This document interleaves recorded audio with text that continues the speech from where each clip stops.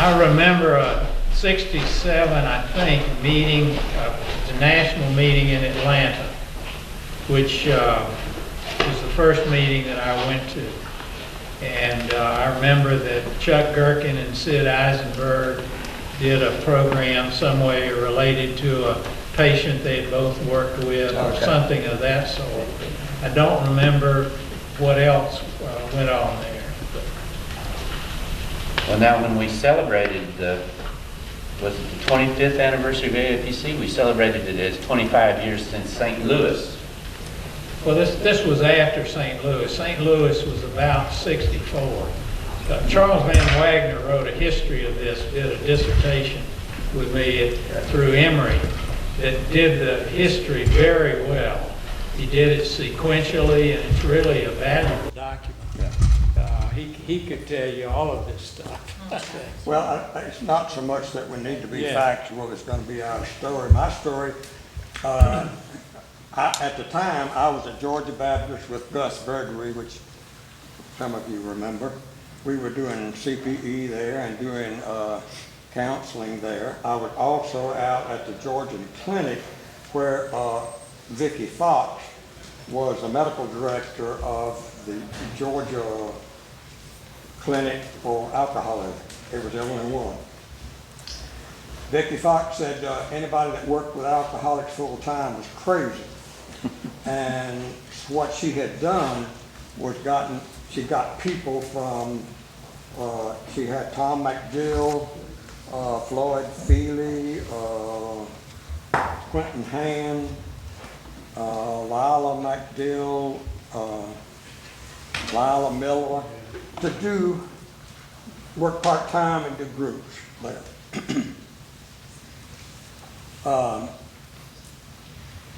A story that doesn't relate to that exactly, but I went out for a staff meeting. I'd heard about the Georgian Clinic. It was from 1 to 3, and at 3 o'clock, I was impressed with the staff meeting. I can't remember that psychiatrist's name, but he always did an evaluation, and he said, I don't think y'all can do much with this person, which fired him up, great. We'll show you. And after that staff meeting, Dr. Fox came up. I had just come to Atlanta and said, I want you to do a group at 4 o'clock. And I said, I've never done a group in my life.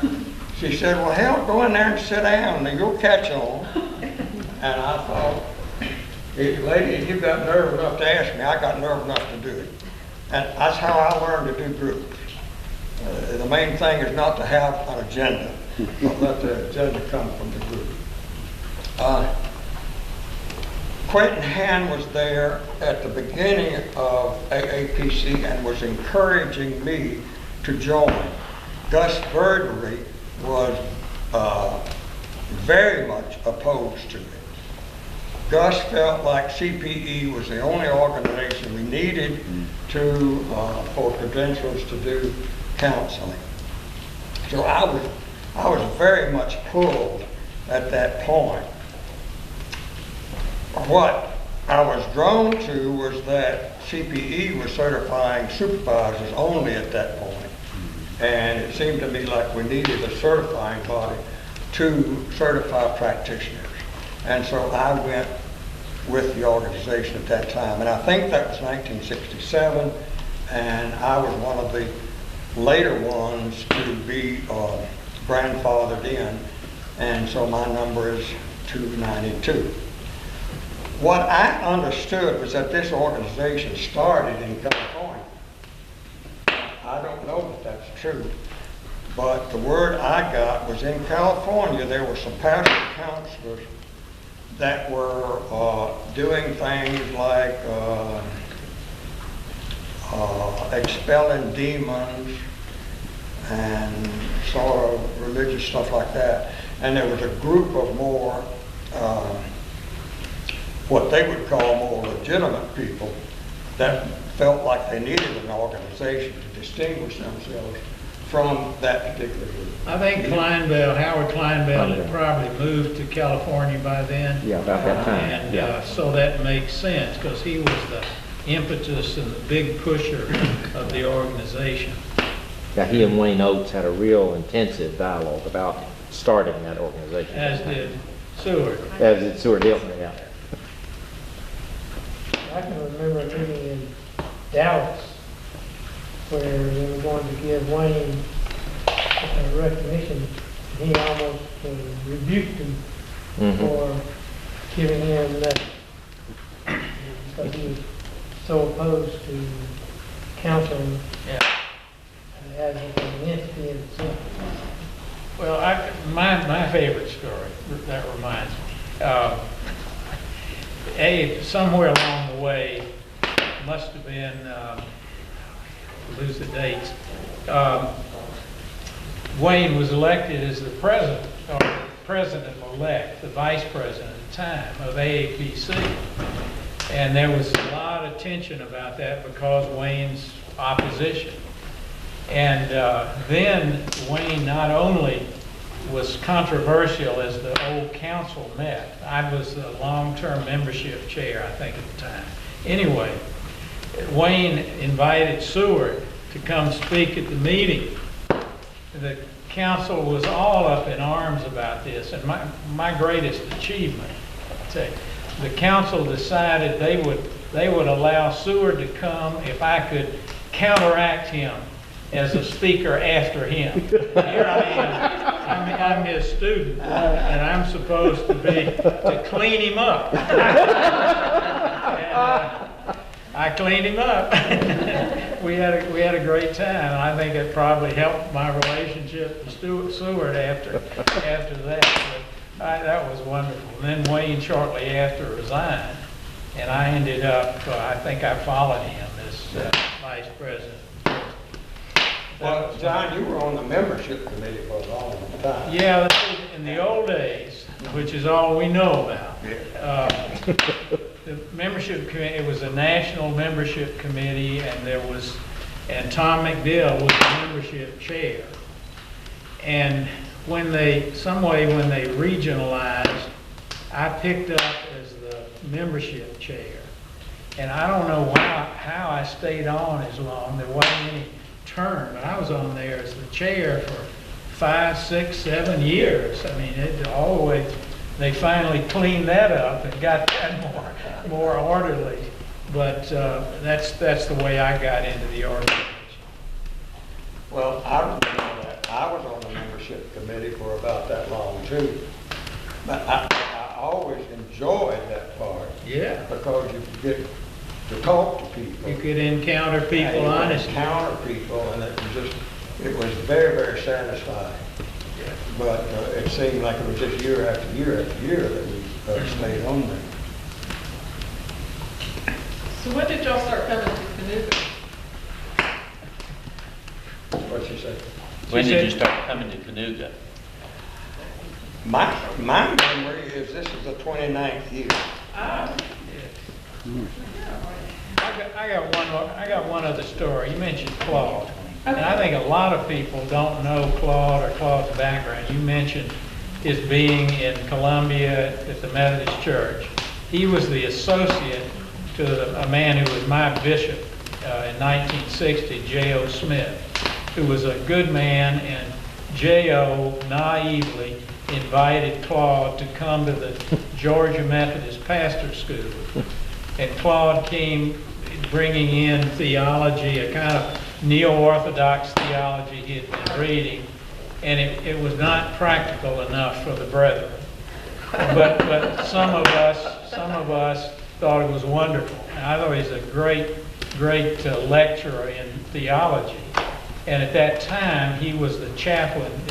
When he came back to us, he was chaplain at Southern Methodist, and he got into counseling through the counseling center there near Perkins. And who was the Texas person in Dallas, Joe? Was it Ken Pepper? Was it Ken? Yeah. I think he got in through Ken. I'm not going to talk all afternoon, but I don't think you know this. When AAPC decided that we needed an executive director, I remember Bob Myers and I think maybe Tom House. I'm not sure who the third member was, but we went through the applications, and the two people, there were the last two were Claude Evans and Jim Ewing. I don't know that anybody really knows that Claude was in on that. And we decided that Jim had been in AAPC, that Claude was a newcomer. I knew Claude, and I knew what a competent person he was. We decided to hire Jim. And for a number of years, I think there was some kind of sadness between me and Claude because of that. And when Jim kind of was not the greatest at the end of his term, I had a lot of feelings. Well, that's another mistake I've made. You know? But I like to remember Claude, and he's in lots of ways. Thank you for that. Yeah.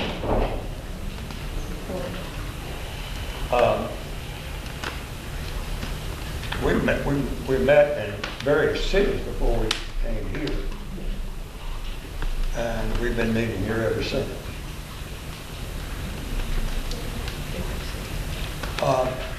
Speaking of that, I remember one year we went to Savannah.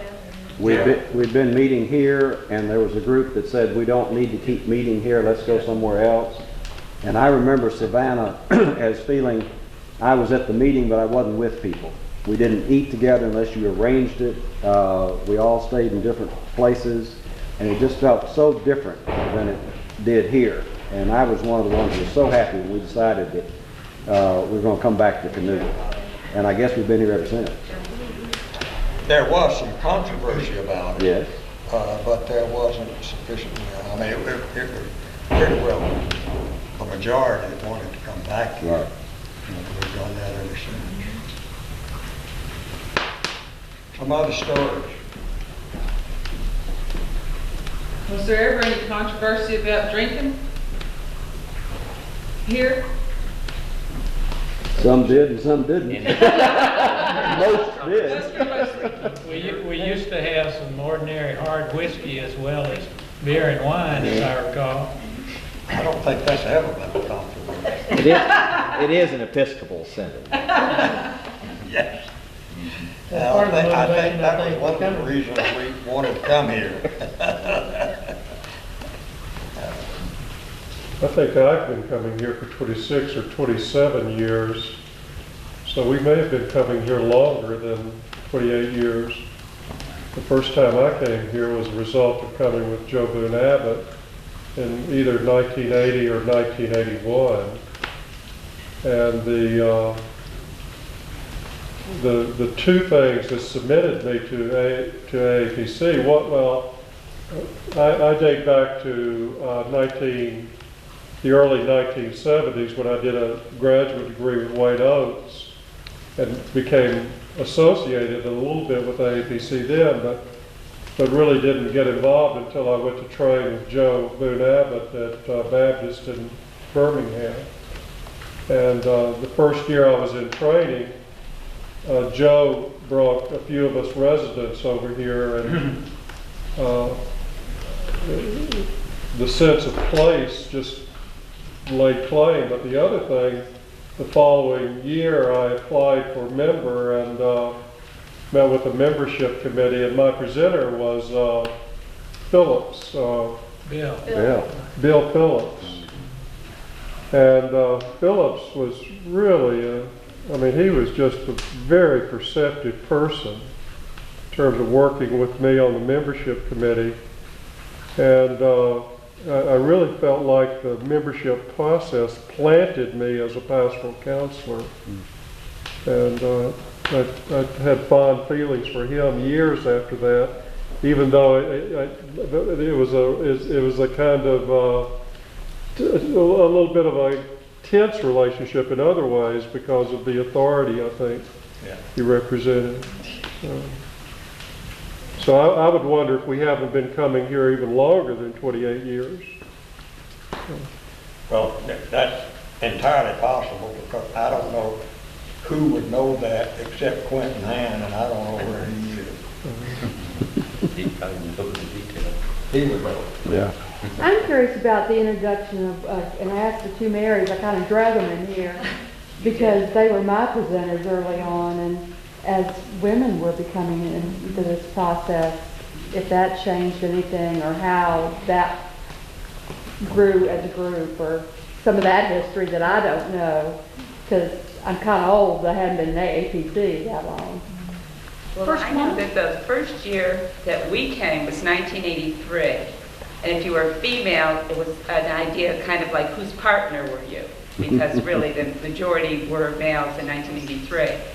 And we met as a small group, and I don't think there were more than 6 of us, and they weren't all members. It was just people that were on a track to wanting to be members. It was very much of a minority in 83.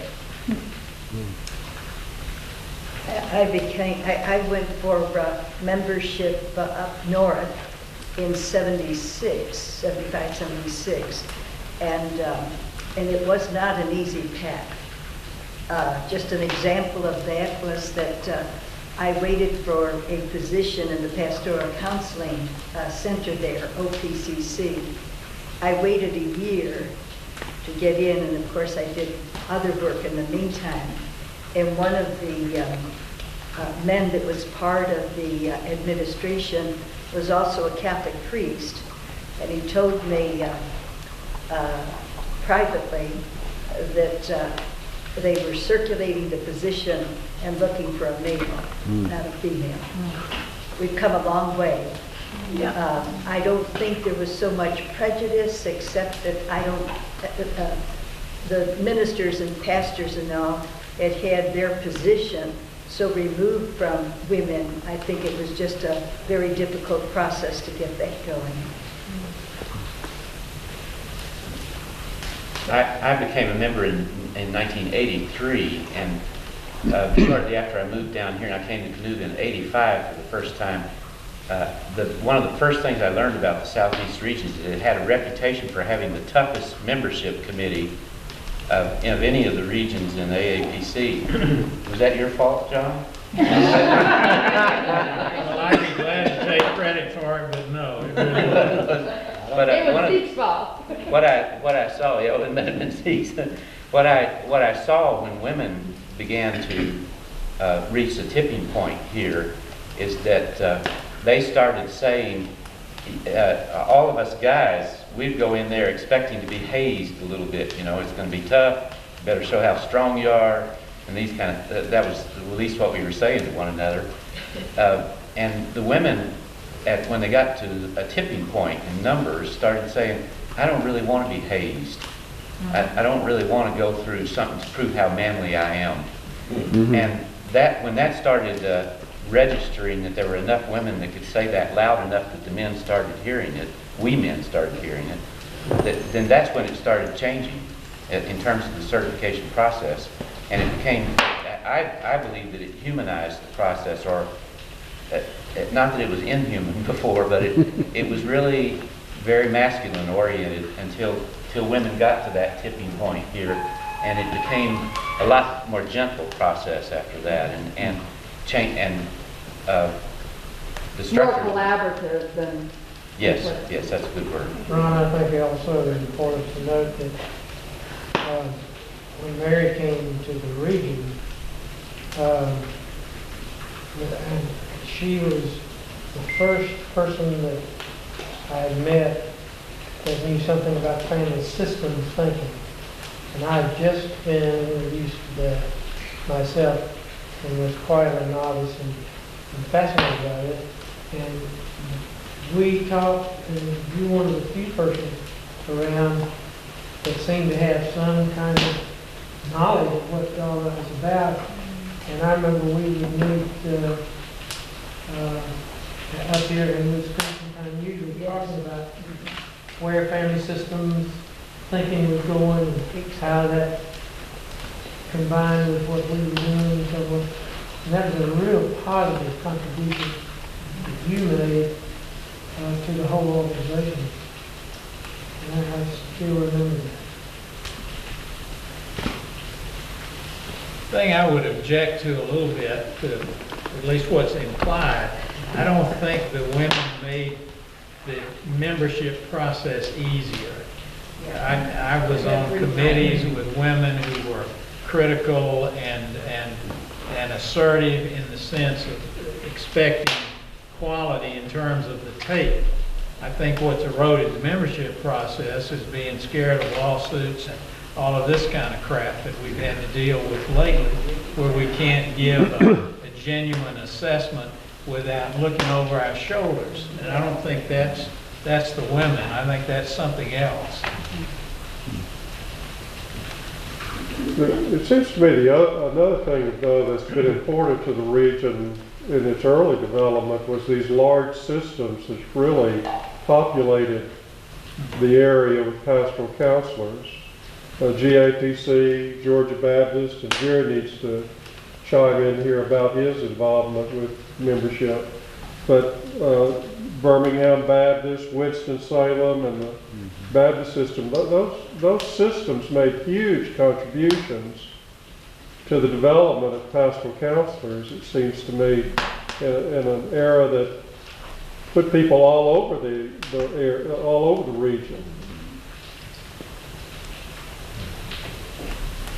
I've been thinking about my experience, and as I go back in my memory, I have almost a condensation of ACPE and AAPC, and I have to keep working on differentiating the historical development of the two, because in my experience, they were so merged later on, but primarily it was a dedicated position to ACPE. The Wayne Oates position, as you all have already documented it here, was it is for the training of ministers to perform ministry in the church or in the institution. And even envisioning it outside of that was not in the profile at all that Wayne had. And I gathered Seward was there also. And that was the position. It was to be that way. But as I think about my experience then, the movement of ACPE from a very Baptist organization in the beginning, if some of you remember, it was the Association for Clinical Pastoral Educators. And when we went to the organizational meeting, we merged into a larger group. And I remember once meeting in Boston, and AAPC was having a meeting at the same time. But it was like the two groups flirted with the idea we ought to have one national meeting. And didn't we have a national meeting together at one point? And there's one coming up. No, but that was way back in the late 60s, that would have been. But for my own experience, as I think about being here, is my clinical experience, to take the generic, has been from a very provincial, sectarian perspective to a more inclusive perspective. And that has been much more, has much more vitality to it, where we are now. But I think back how sectarian and provincial I was in the 60s and 70s.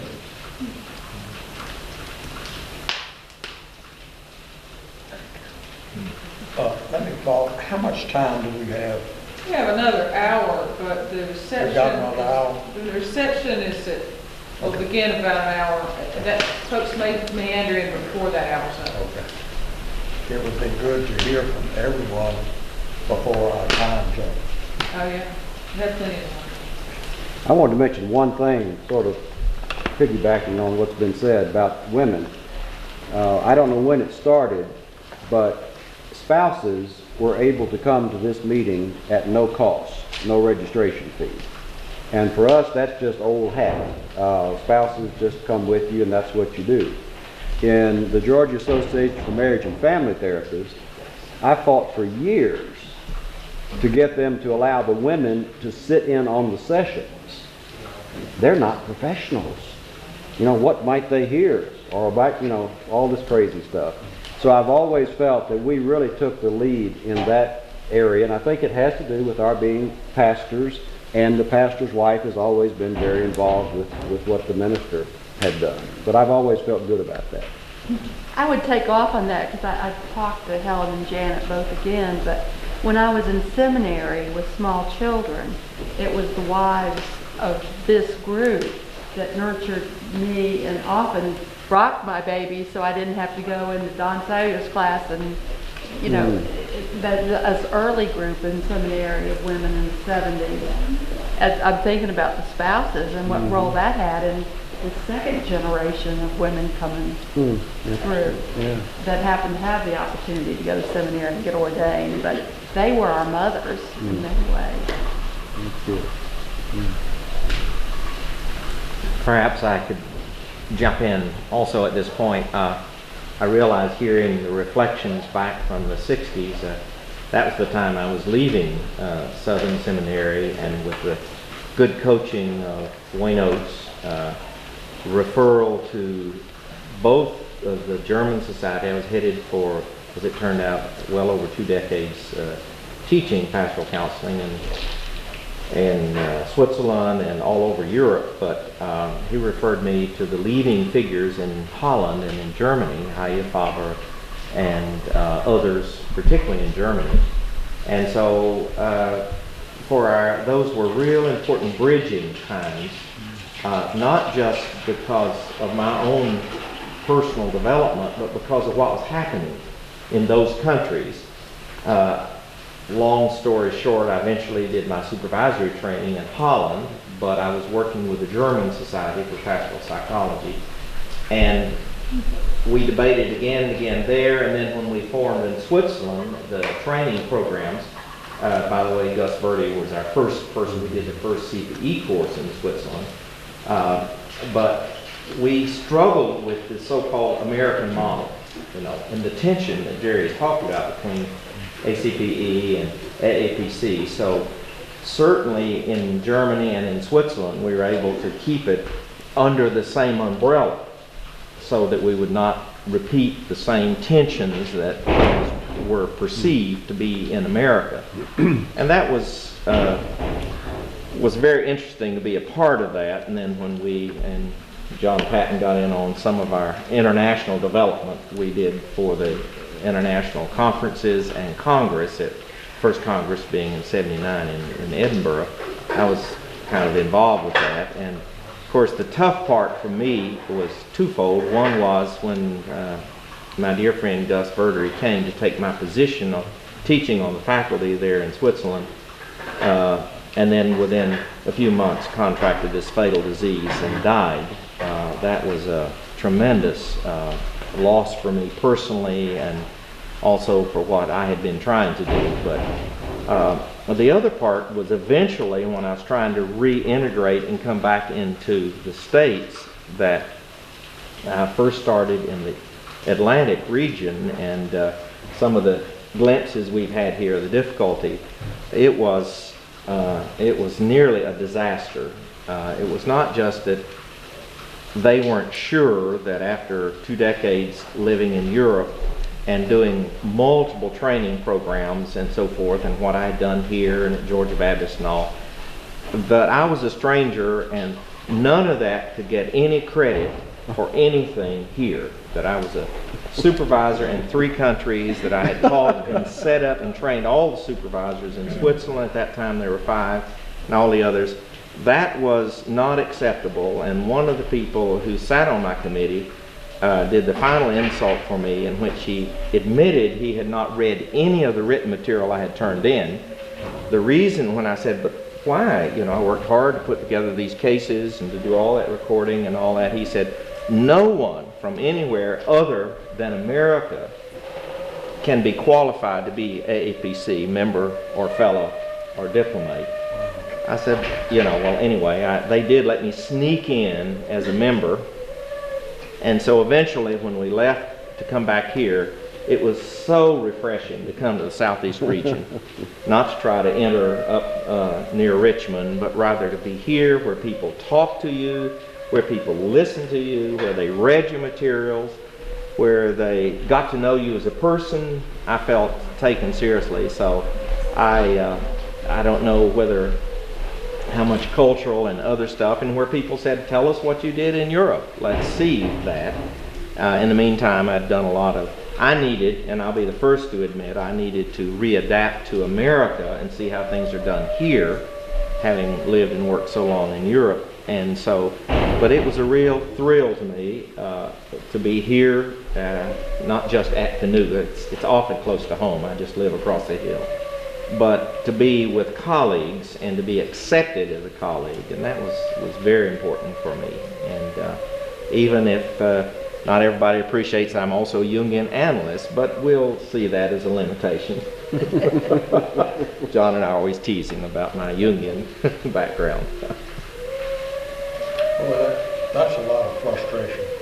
Oh, it was. It took me a long time to work through that, and actually some of the senior colleagues here really helped me work through that. Hardy Clemens, who's back in Texas now, and many of my colleagues here really helped me to get through that, and that was good. I've been confused by the tension. I guess I grew up, I started training in '85, and I was in a program where we did 3 months of ACPE, and then we started AAPC training, and we got an hour of supervision on our counseling and an hour of supervision on our CPE.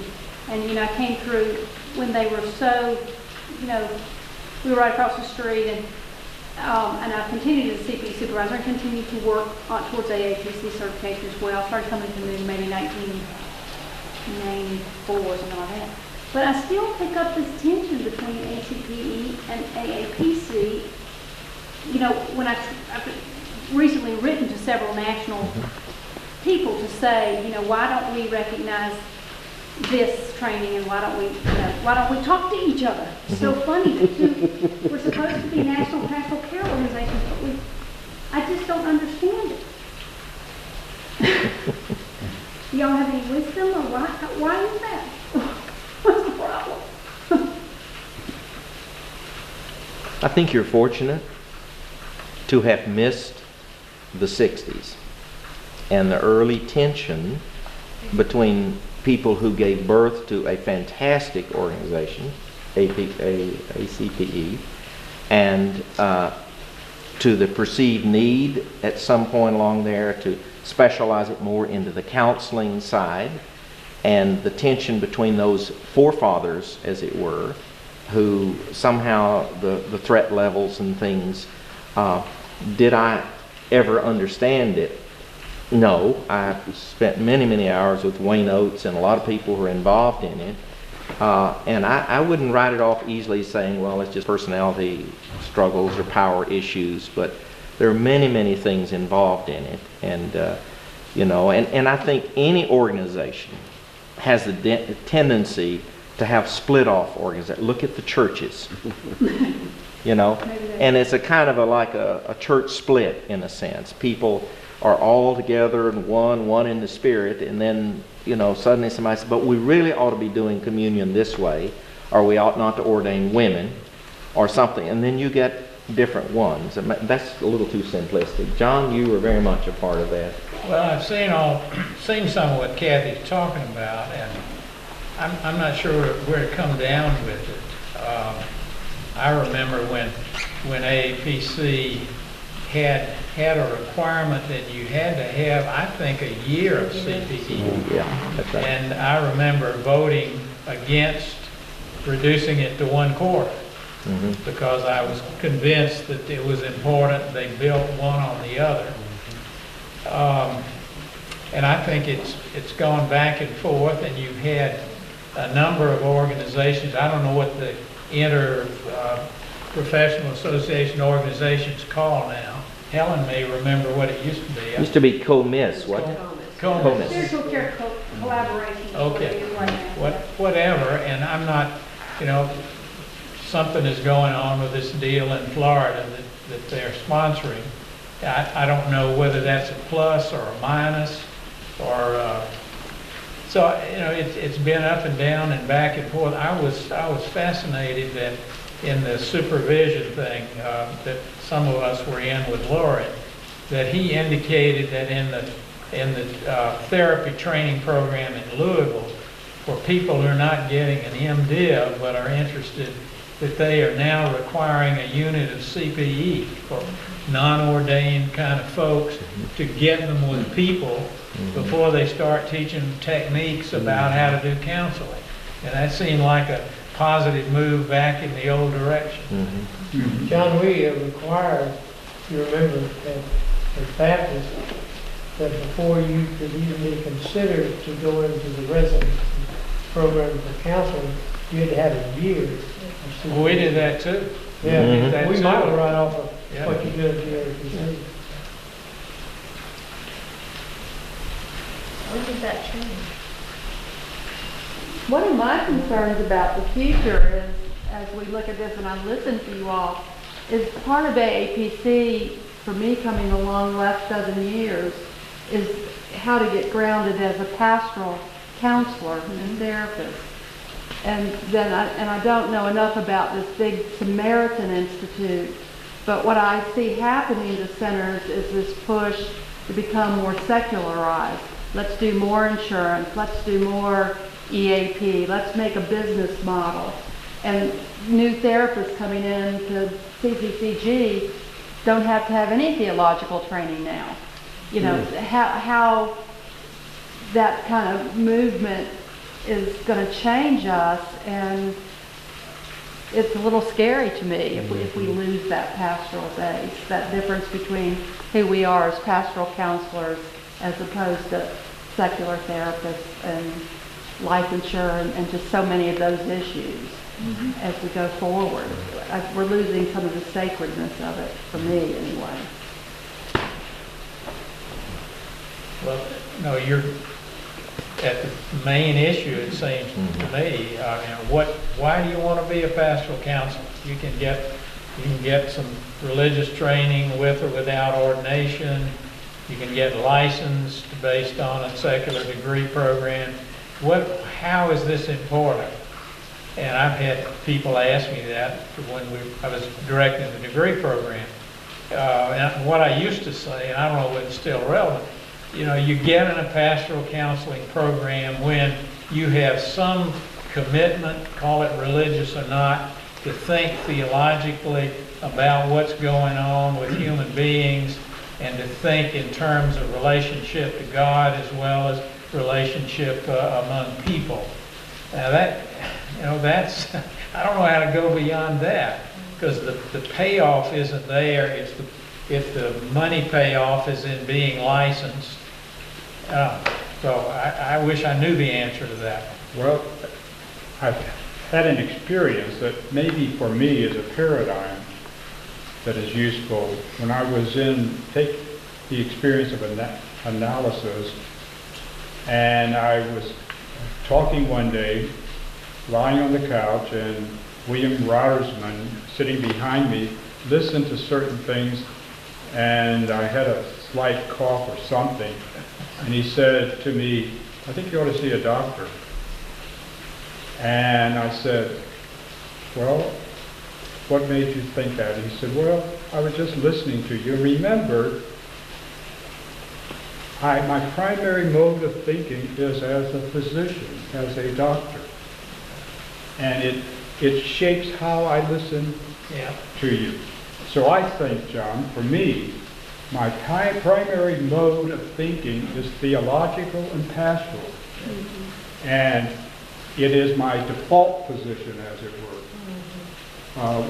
Because I'm always listening with that perspective. Now, without a theological education or without pastoral experience, I don't think I would have quite the same word. And we don't have... Story. Go ahead, Kathy. I just think that's a good story. think it is that we don't have the easy out that you're either ordained or not. You know, we used to say you had to be ordained to be a AAPC member, and I think that's wrong. But how you define whether a person has that orientation or not, maybe membership committees do it and are doing it now. I don't know the answer to that, but I think that's where it's at in some way. Yeah, and I think that dialectic of Tillich, that we're always trying to relate our pastoral experience in behavioral science to the theological experience. To think in terms of how this addresses that and this speaks to that. And that conversation, that has gone on in me and still goes on in me, and I can't get away from it. Yeah, and a phenomenon, I can only speak here from the mountains, that is relatively recent, is the development, the almost epidemic of counselors, social workers, LPCs, and others who are now hanging out a shingle spiritual direction. Right. That without any additional training, or what have you, because people are asking for spiritual reflection over their personal problems. And part of that is, some of you probably know, the Hayden Institute here has a training program for spiritual directors to assist in that 2-year program. But I think that speaks to what people are asking for, certainly, to keep the spiritual dimension into it.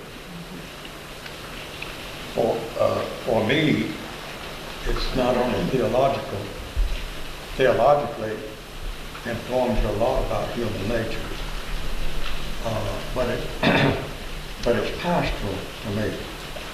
I never have terminated anybody. And I've never had a treatment plan for anybody. And I have seen 3 people to when they left Earth. But that's very important to me, that I remain available to people. And I've had several people, as I have matured and become better, they come back to get what I have and what I've learned. So that seems pastoral to me. And it also seems pastoral to me to take an interest in a person and accept them where they are. That seems very pastoral to me. I learned this, and some of you know this story, but when I was at Georgia Baptist, I'd been there 6 months as an intern.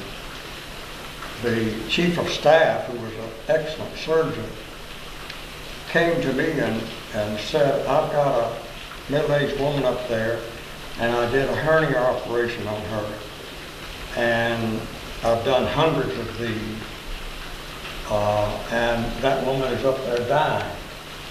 Would you go see her? Well, that scared me to death. But I again said, well, if you got nerve enough to ask me, I got nerve enough to go. So I went. The door was ajar. I knocked and went in and said, I'm Chaplain Delosia. I came by to see how you're doing. And she pulled a sheet up over her head. I sat there a minute and I said, I've enjoyed being with you. I'll be back tomorrow. And I thought, what am I going to do? What am I going to say to that surgeon? Well, of course, he was the first one I saw the next morning. And he yelled down the hall, Chaplain, I don't know what you did with that woman, but her vital signs are perfect.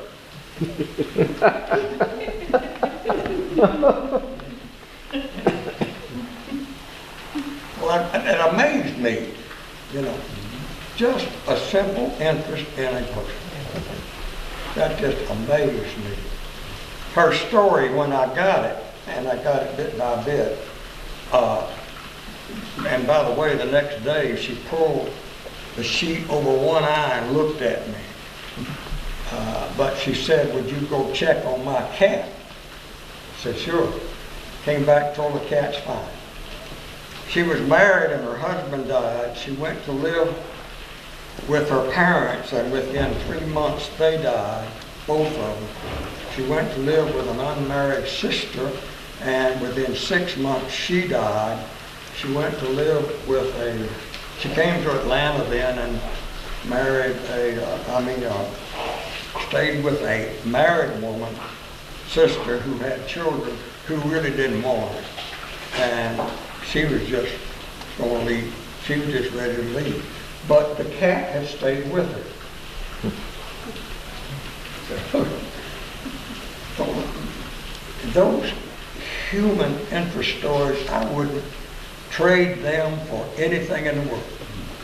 And I think that's what we get as pastoral counsel. But that also gets at how hard it is to make a sharp distinction between pastoral counseling and chaplaincy or pastoral care. They're of a piece. And something of what you represent is as important as you're saying any of these wise things that you're supposed to learn.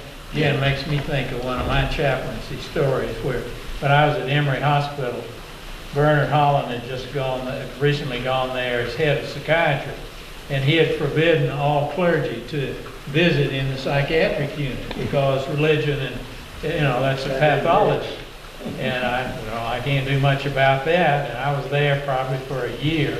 Some of you probably heard this story. I was there for a year, and then I got a call from the psychiatrist. I said, Reverend, we got a fellow down here reading the Bible, and we wish you'd come down and tell him it doesn't mean what it says. And I had some idea he was reading about lust and anger in the Sermon on the Mount. I was right. And I went down and talked to him. I don't remember any wise words I said to him. But I came down and they called me back and said, wow, you did, what did you do? I don't remember what I did, but it's part of what I represented. And then the bizarre part of the story, they decided after that I was okay, but that I needed to screen any other minister who was to go down there to be sure they were all right. And I did that for a few times until they called me about Archbishop Hallinan and wanted to know if he was all right to go down. And I said, I don't know, but I think you ought to let him down to the psychiatric unit for political reasons, if no other. You never know what you're going to represent if you're clergy type. What in those early difficult years adjusting to America and coming back, the stories remind me of what balm for my soul Claude Evans was. Coming to these meetings and hearing someone tell stories. Sometimes he didn't have to give the meaning. They had the meaning in them. And boy, I'll tell you, I thought, yes, I can be American again. There's something that's solid theologically as well as whatever you want to talk it therapeutically or what, but just normal life stories. He had such a gift that just absolutely transformed me, so that some of the funny and sad and serious and other stories that I had in my life, I felt freer to tell. I thought I was such a freak coming back from so many years overseas, but Claude gave me some real encouragement. Never one-on-one saying you ought to do this, but just by his personhood and what he did. And that was and they were very brief. They were never long lectures or anything. They were every bit as rich as what we are sharing here on our chaplaincy experiences and church experiences. That kept it alive. It's just beautiful. I still have some of those audio tapes. Yeah. Keith, that reminds me of the fact that part of my training was in North Carolina Baptist Hospital under Richard Young. And I'd been a couple of summers with Wayne Oates. And those two guys were the original two that had been sent, really. I misremember the name of the educator who sent them to Elgin State Hospital to study on divorce. And Wayne and Dick Young came back. Dick went to the Baptist and started the clinical part. Wayne stayed at the academic. And for me, I was assigned to be in the psychiatric unit at one point in my work. And I was assigned to a fellow named Angus Randolph, who was the head of the Department of Psychiatry at Bowman Gray School of Medicine. And he helped me to find for myself how I was going to express the kind of things you talked about a while ago. And what I discovered was interesting is he grew up in Birmingham. His father was rector of St. Mary's Episcopal Church, which is right next to, or right close to, the Southside Baptist Church where I had been an associate for a time. And Angus was, I guess, one of the few people that would sit down from a medical standpoint and talk with me about pastoral issues. And he really helped me come to terms with a part of me that was having trouble integrating all that. And that's what I was hearing you talk about. How important those individuals that have walked across my path, what a powerful influence they've had on me in defining my kind of pastoral counseling. It's funny where it comes from different directions that you didn't expect. And I had thought that had come from Dick Young or from Wayne. This time it came from a physician who thought theologically and who challenged me to do that.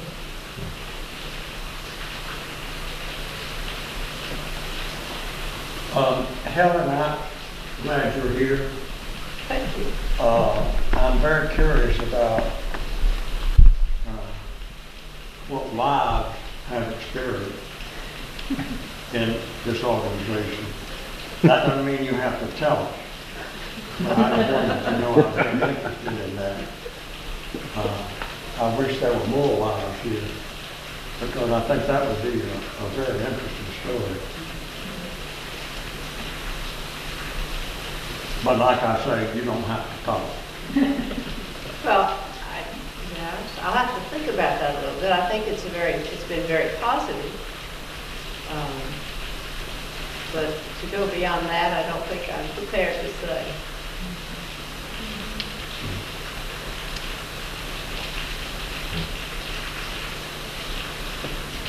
Well, concerning wives and this place, I have celebrated that this is a place Joanne likes to come.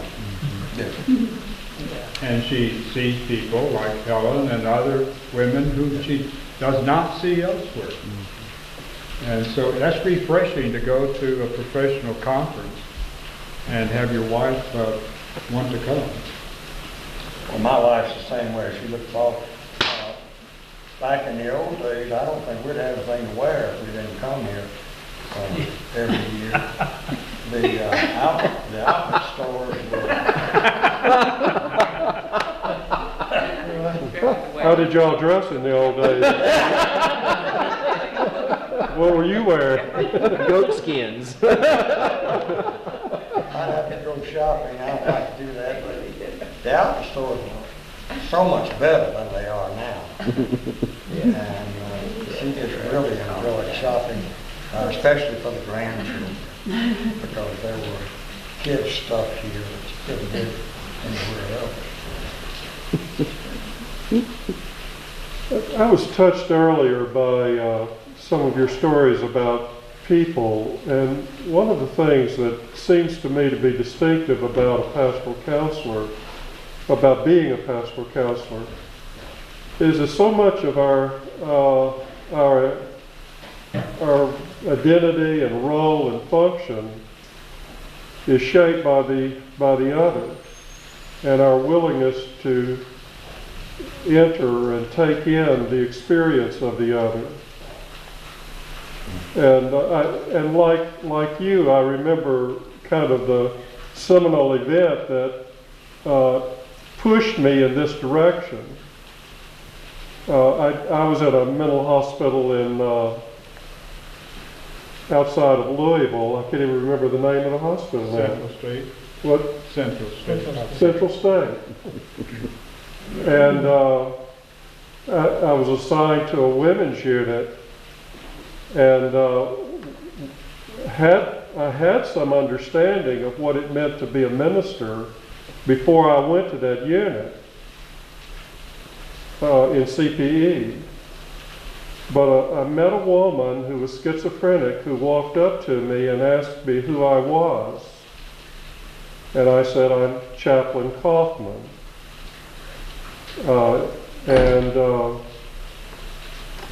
She said, you're a minister? And I said, yes.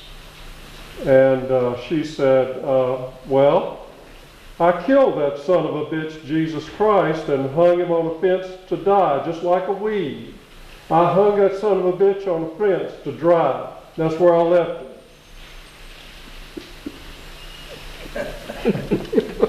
Now, in my Sunday school class, we didn't talk that way.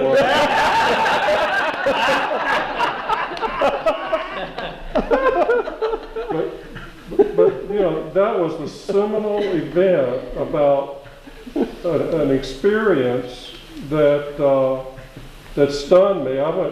I was depressed for 2 weeks after that, trying to get myself back in shape, but I couldn't return to who I was before in an environment like that. And I'm just aware that the kinds of ways we take in people shapes pastoral counseling. It's something about the way those experiences form us becomes an ingredient that at least I just haven't been able to shake off. At times I didn't want to hear it, or I didn't want to even be involved, but something about taking it in changes me. And supervision, in a lot of ways, has been that way, Joe. Being willing to engage a supervisor and somehow realize that what I am is doesn't quite take in the fullness of what I'm dealing with. A lot of my experience with Canuga has been the back and forth between the kind of story that you're telling and the insights that come from that taking in you're talking about, and so much of the fun and laughter that we had, where this is a place where you can say, I hung that son of a bitch on the fence. And, you know, this place has been a place where there's been so much freedom to be yourself and not just follow the role that we're often asked to as ministers. And that's one of the wonderful times that wonderful things about being together here. It's one of the things that draws me back. This is one place I can act like a fool every year and go back 500 miles away and not have to suffer the consequences of being a fool. What happened to your stay here? right, yeah, it's like Vegas. Do y'all, I think I remember almost all of y'all joining me and Tom O'Neill in the Will Be Done Canuga Run. Tom started that in 1984, and I think all of y'all jumped in there and ran it with us. Now we just walk it. We used to run it. We used to have a predicted run race that was, and we still have pictures of, I know we got a picture of you there, and I believe we got one of you, Bill. Nope, I never did. You never did do it. I went for a hike. Yeah. Well, Tom has pictures from 85 until almost the present of everybody that joined us in that. Remember Bob Powell? who would predict and won several of those races because he was accurate in his prediction. Yeah. The outcome. Uh-huh. Yeah, there's, Jim, I want to piggyback on you. It stirred up in me how precious it is to me in my development, being with people. I have always had a consultant and a consulting group. And when the countertransfer that would stir stuff in me that I had not made peace with, I cannot think of a better way for that to happen than the way it happened to me. Every time the countertransference stirred something in me, I had a place to go to work it out, to make peace in myself with all the stuff in me. And through that process, despite my Sunday school teacher, I found out that I'm everything that a human being can be. And I stopped trying not to be things, but to make peace with all those things inside me. And I will be eternally grateful for that. I think that process also tends to kind of take the edges off of one's theology. Yeah. That theology doesn't become something outside, it becomes something more inside. Mm-hmm. And pronouncements become less important to somehow the experience of what theology, what a real communion with God might mean. I can't resist but tell most of you, I'm sure, have read about Dr. Jung's famous dream or vision of the church there in Basel. And he, of course, was very frustrated with a lot of politicking went on in church and the theologians in his family. And the church, the Basel Cathedral's ceiling is very steep, like that. And in this dream or vision, he's walking by the cathedral, and all the church politics and rules and everything are going on in there. You know, Rasmus grave right over here, and all this stuff going on. And then suddenly that cathedral door opens, the roof opens like a trap door, and he sees God on his throne. In German, the throne has also a double meaning. It's a toilet, in other words. There is God who pulls the chain, and the story is the mighty turd falls into this church and on all those people, and the door closes. So that was a transformative dream for Jung, that there is a God, he's above it all, and so much of it, but I don't have to interpret anymore. Thank you. Thank you for that image. Initially, as a Baptist, held tightly to the doctrine of free will. We don't do that anymore, but that has always been important to me. And while I was in seminary, I ran into some rabbinical literature, and there was a story in there about rabbis getting together to interpret scripture, which they love to do. And one rabbi said that he came up with an interpretation that was different than all the rest. And he told them, if my interpretation is right, that stream out there will flow backwards, uphill.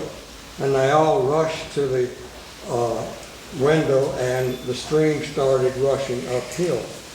And the other rabbi said, we don't interpret scripture according to the way streams flow. We will hold to our interpretation. And Rabbi Joseph said, well, if my interpretation is right, the walls of this building will move in. And the walls started moving in. And the other rabbi said, we don't interpret scripture according to the way walls move. And he said, well, if my interpretation is right, God will cry out in an audible voice and tell you so. And a voice cried out and said, you wicked rabbis, why don't you listen to Rabbi David? His interpretation is right. And the other said, we don't interpret scripture according to the voices we hear. And then the scene changes and it shows God smiling and saying, all of my children have won again.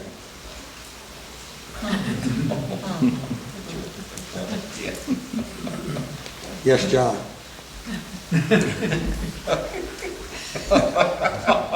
I have no comment. You what? No comment. Thank you for getting us together. Thanks for sharing. Thanks to both of you for that, yeah. I would like to Yeah, thank next all year of you. I would like to express my personal appreciation because this has been very, very delightful to me to listen to y'all talk. Thanks, Steve. Okay, Amen. are we dismissed? I think so. And it's been nice to hear you as well. Yeah. It's been nice to hear you as well. It was fun to hear your story. And